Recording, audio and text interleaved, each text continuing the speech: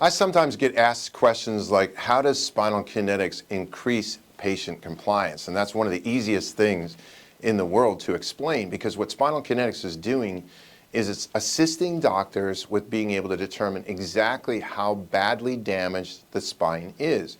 And the more damaged you understand the spine is, the better the treatment plans you can set up. But more importantly to that, I treated patients for 17 years in private practice, so I have a lot of experience with treating patients and managing outcomes and getting patients to actually be compliant with their own treatment plans.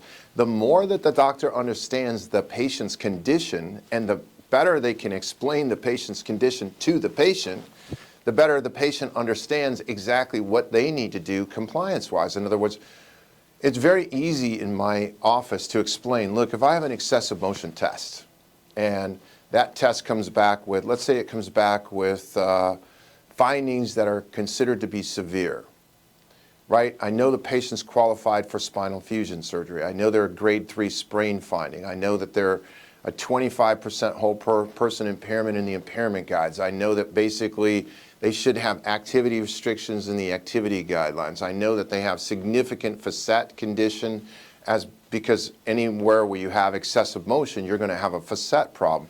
I know because they have the excessive motion that they have a higher probability for disc herniation, and if disc herniation is there, then I know that it's justified that the disc herniation was more probable than not basis caused by the accident, because the supportive tissue that the force would have had to go through is completely damaged.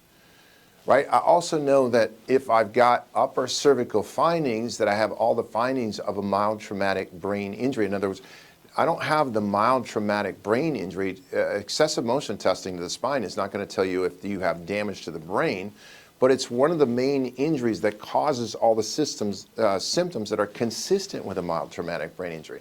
If I know all of that, and I'm explaining exactly to the patient where they're at, okay, I'm explaining to Susie, where are you at? This is the level of injury, right? Now, one of the things, Susie, that this injury can have is it can have long-term residual effects. Those are things that don't fully go away. So it's very important in treatment that you stay consistent with our treatment plan. If I say 3 times a week, you need to be here 3 times a week. If I say that you need to do home exercises, you need to do the home exercise.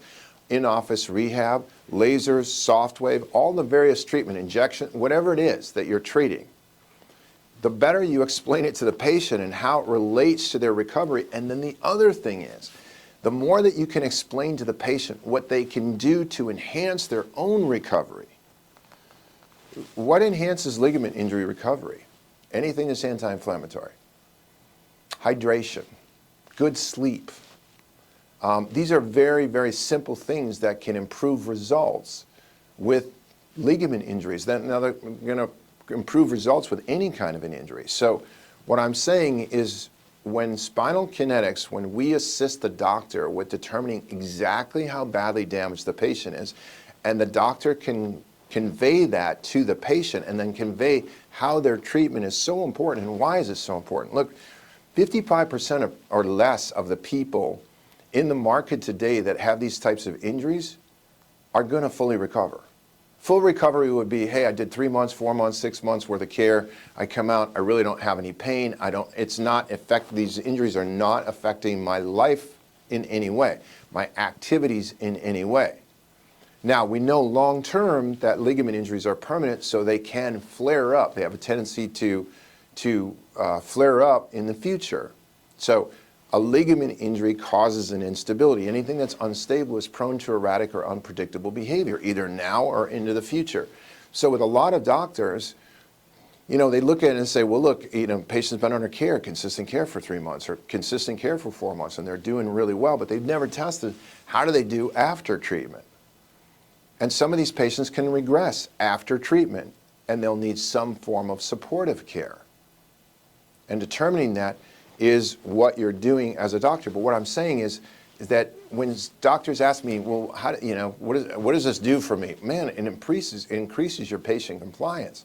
The more you understand the condition, the more you convey it to the patient, and then the more you convey how your treatment's going to help, and then it's going to help also for their future right? Because whatever you do in rehab now, I'll give you a great example. I broke an Achilles tendon when I was 40 years old. I was too ridiculously ignorant. I thought I could rehab it. That's ridiculous. I still have it today, right? So it's very, very important. Now, because of that, I suffer with it where I wouldn't have had to had I had the proper treatment on it right away.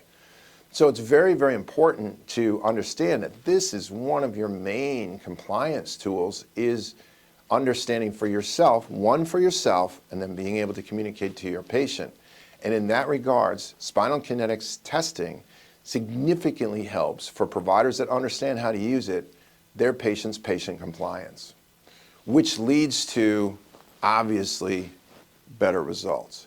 Everybody wins.